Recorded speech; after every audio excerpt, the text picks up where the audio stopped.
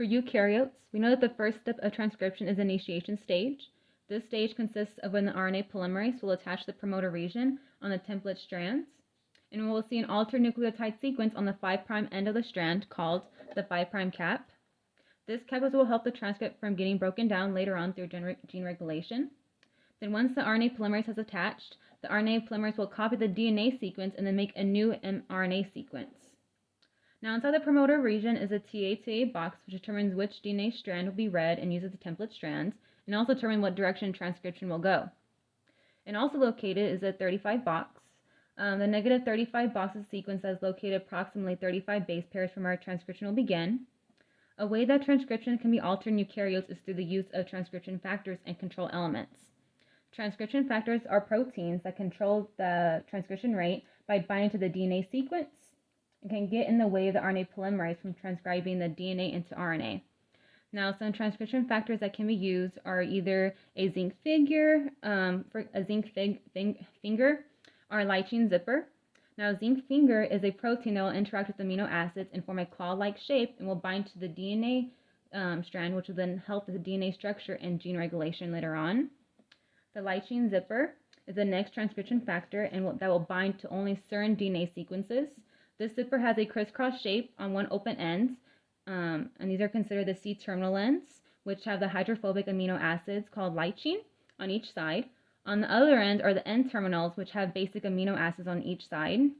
The N-terminals are attached to the strand of DNA since the basic amino acids have a positive charge while the DNA has a negative charge.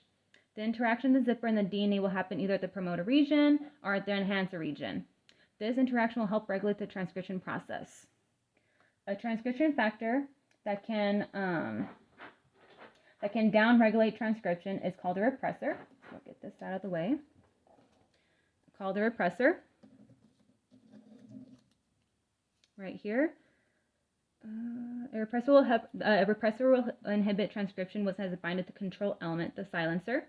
The silencer is a sequence that can reduce or stop transcription once a repressor has been binded to it, meaning the RNA polymerase will no longer be able to read the DNA template strands. And another way the transcription can be altered is when the transcription factor and activator is used. When the activator is binded to the enhancer, as previously mentioned, which is another control element, this will help upregulate transcription. When these two come together, it will help the RNA polymerase to assemble and help the process go from the initiation stage to the elongation stage.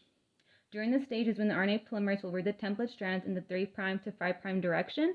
We'll be making a new mRNA strand at the same time in the 5' to the 3' direction. Now, as the RNA polymerase reaches the end of the gene, it will make a sequence called the terminator sequence. When the sequence has been made, it signifies the next stage, which is the termination stage. In this stage, the RNA polymerase has then finished its job, so it will now detach from the template strand. Once detached, our new strands will have to go through the process called splicing. Here. And the splicing process is done by a spliceosome. With splicing, we know that the non-coding regions, called the introns, the ones in purple, will be cut out, while the coding regions, the exons, the ones in green, will be kept. Now, something else that could overall affect the gene expression can happen during the splicing process. There could have been a mutation or an alteration in the DNA sequence at the boundary of each exon and intron. This would cause imperfect slicing, meaning that where we could potentially leave behind a non-coded region.